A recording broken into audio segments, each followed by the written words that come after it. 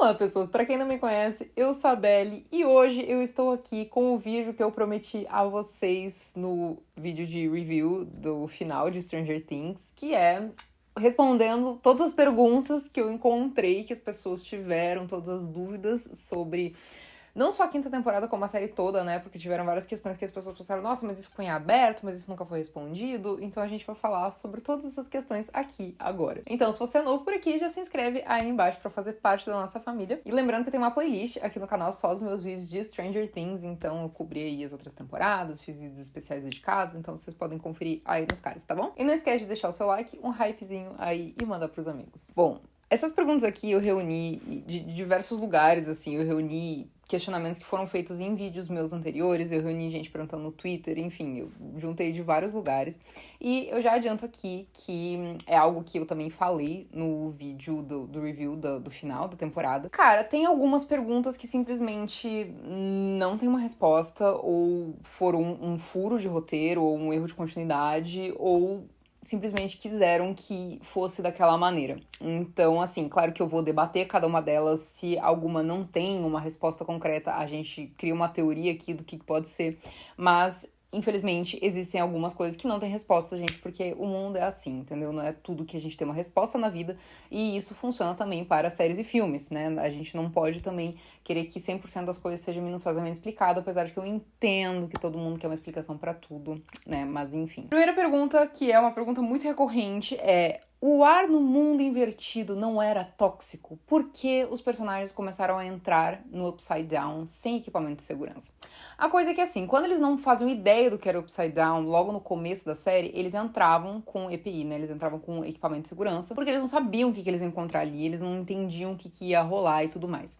Só que, conforme a série foi andando, eles foram ignorando isso, porque eles precisaram ir com mais frequência pra lá, eles não tinham equipamento pra todo mundo, e eles foram, teve um momento que a Nancy foi sem nada aconteceu com ela, então eles começaram a ignorar essa questão de se o ar era tóxico ou não. Inclusive, essa pergunta é trazida novamente no roteiro da quinta temporada, quando a Vicky vai lá pro mundo invertido junto com eles, e ela pergunta, cara, esse ar aqui não é tóxico? E a Robin responde pra ela assim, cara, a gente não sabe.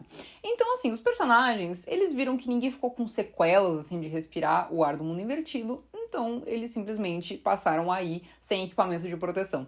Eles sabem se num futuro isso vai acarretar algum prejuízo? Eles não sabem.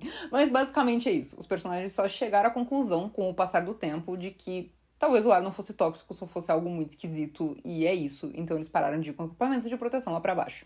Ou pra cima, né? Enfim, vocês entenderam. Outra pergunta que tá rolando muito depois desse final é: quem abriu a porta, né, que o Will havia trancado na primeira temporada, quando ele foi capturado? E nós já sabíamos que os Demogorgons, eles não têm esse poder, né, de destrancar uma porta ou algo do tipo, e já havia sido esclarecido que apenas o Vecna tinha esse poder.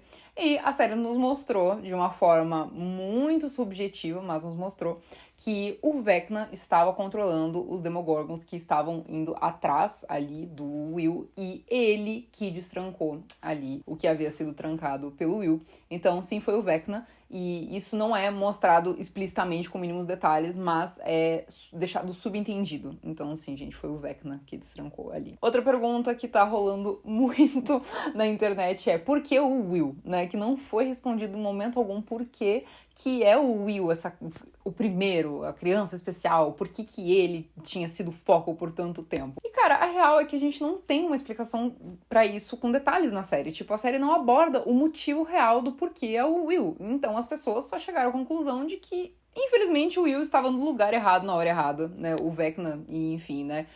O Mind Flayer, de um modo geral, precisava de uma criança, e o Will estava ali. E o Will acabou sendo a criança que estava ali, e ele acabou sendo o alvo. Ah, mas essa resposta não é satisfatória, gente. Essa é a resposta que a gente tem.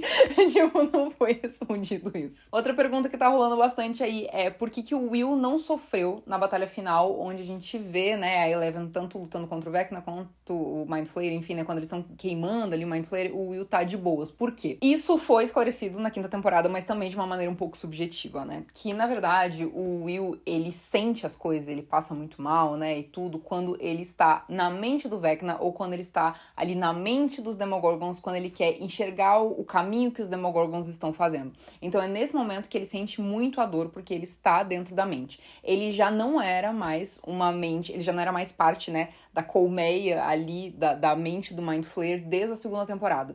Então é por isso que ele não sente essa dor ali do Mind Flayer sendo incendiado ali no final, porque ele tinha esse poder de entrar e sair ali, porque ele entrava na mente, daí ele saía. Por que não tem nenhum Demogorgon ou Demobat na dimensão X, se supostamente é ali que eles surgiam e tudo mais? Bom, supostamente era pra eles pelo menos estarem no mundo invertido, né? Só que não estão nessa última temporada, e isso foi muito debatido, né, porque, poxa vida, né, os Demobats tiraram a vida de um dos personagens favoritos da série, então como assim, que é o Ed, né, no caso, então como assim, nós não vemos Demobats mais na história? E, cara, eu achei uma teoria muito interessante que eu acho que faz sentido, só que isso não é explicado na série, tá, isso não é utilizado na série, eles não falam com clareza que é isso, mas eu acredito que faz sentido, e se um dia, quem sabe, sair uma entrevista dos Duffer Brothers, talvez eles confirmem isso, talvez eles não saibam, mas a teoria faz sentido e eles vão adotar essa teoria como verdade. Basicamente, o corpo físico do Devorador de Mentes, né, do Mind Flayer, é formado por uns negócios esquisitos ali. E parece muito com as estruturas corporais desses monstros, né? São as mesmas fibras, assim, né, que a gente vê. Então, essa teoria é que todos esses Demobats e Demogorgons, Demodogs, enfim, tudo que existia ali, todas as criaturas, elas foram juntadas, né? Elas foram, enfim, unidas para formar esse corpo físico aí do Devorador de Mentes. Eu achei que essa teoria faz sentido, então eu vou adotar ela pra mim como verdade, então acho que ok, acho que funciona. Quando a Max está na mente do Henry, ela fala ali, né, com a Elle e a Kali que aqui estão... Ali é o pai do Steve, né? Ali é o Sr. Harrington, né? No caso. Não, e aqui estão o senhor e a senhora Wheeler. Só que, na série, previamente, havia sido dito que a senhora Wheeler tinha se casado, né? Com o Sr. Wheeler, porque ele era mais velho. E isso trazia a ela uma estabilidade, né? Uma segurança. E aí ficou esse questionamento, né? Como assim, né? Se eles estavam ali... Eles eram colega de escola, né? Ele não era um cara mais velho. E aí... alguém veio com a teoria de que ele seria um professor dela. O que eu achei fascinante, tá? Eu acho que até faria sentido pra dentro dessa explicação aí de que ela buscava segurança em alguém mais velho. Mas, assim, dados oficiais da série é que o Sr. Wheeler, ele é 3 anos só mais velho que a senhora Wheeler. Assim, em termos de estabilidade financeira, não faz tanto sentido uma pessoa só 3 anos mais velha ser tão mais estável financeiramente assim. Mas talvez ele só tenha ali uma aparência envelhecida por estresse e trabalho, enfim, né?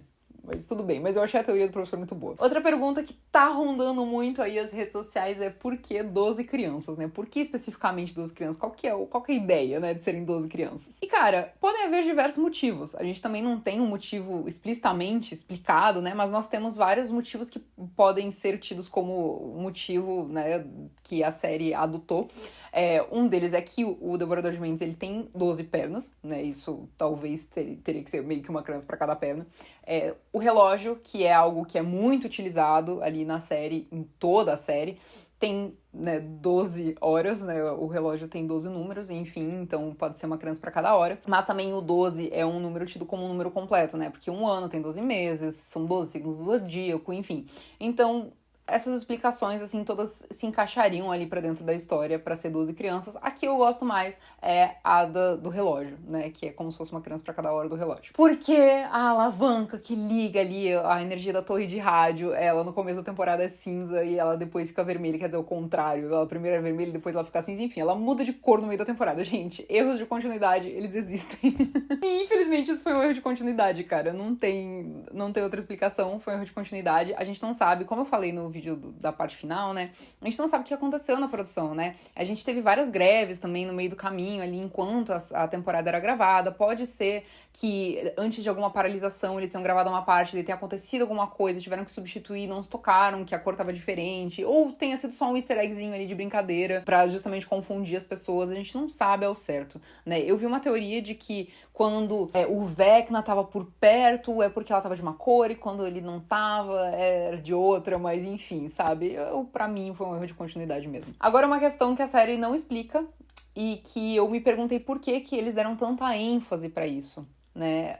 Por que a gente vê em vários momentos, nas lembranças do Henry, que ele foi pra escola com a Joyce, com o pai do Steve, enfim, com a galera da geração que são os pais, né, dos nossos protagonistas. E em nenhum momento esses pais dos nossos protagonistas reconhecem o Henry, né, ou fica sabendo que é o Henry, tipo, por que que eles dão tanta ênfase nesse fato? E isso não é trazido pelos personagens adultos, né, esse fato. Eu acredito que no fim das contas eles tenham feito isso pra dar ênfase em qual época que o Henry esteve na escola, né? Tipo, só pra mostrar, de fato, pra gente se situar melhor no tempo, né, que a série vai acontecendo e que ele foi pra escola ali com os pais dos jovens. Mas, cara, eu acho que teria sido interessante a gente ver algo ali, ou de repente a Joyce reconhecer ele de alguma maneira, mas a gente não viu esse contato, assim. Então, eu achei que foi meio que um desperdício de um plot que poderia ter sido muito interessante. Outra coisa que muito é trazido e também ficou com Deus é a questão do dia do desaparecimento do Will, né? E é algo que é trazido em vários momentos ali, e também tem um número na roupinha, né, do Henry e tudo. E por quê, né, que tem esse número tão frequente, né? O 6 de novembro. E, cara, pra mim é só uma referência à peça a peça do Henry dentro da história da lembrança dele, que a gente vê ali o panfletinho, né, e pra mim isso é só uma referência, só um easter egg, assim, de uma forma, né, olha ali, a gente lembrou da data, né, e, tipo, não é nada exatamente específico que vai mudar a vida de alguém, apesar da gente esperar que sim. Agora, uma outra pergunta que as pessoas muito fizeram é, a doutora Kay, ou Kai, enfim, ela está viva? O que aconteceu com ela, né, depois que tudo rolou?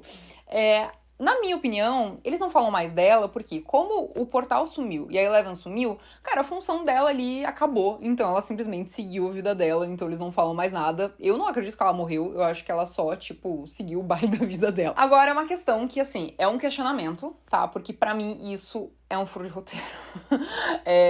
Eu não tenho uma teoria pra isso, eu não tenho uma explicação pra isso, não tem nada que eu possa falar pra vocês que eu acredito que seja uma solução.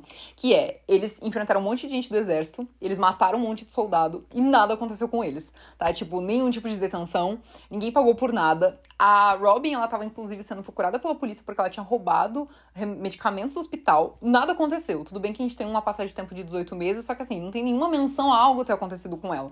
Então, sim, simplesmente eles saíram ilesos disso. E pra mim, cara, isso é um furo de roteiro. Assim como o Hopper voltar a ser o xerife.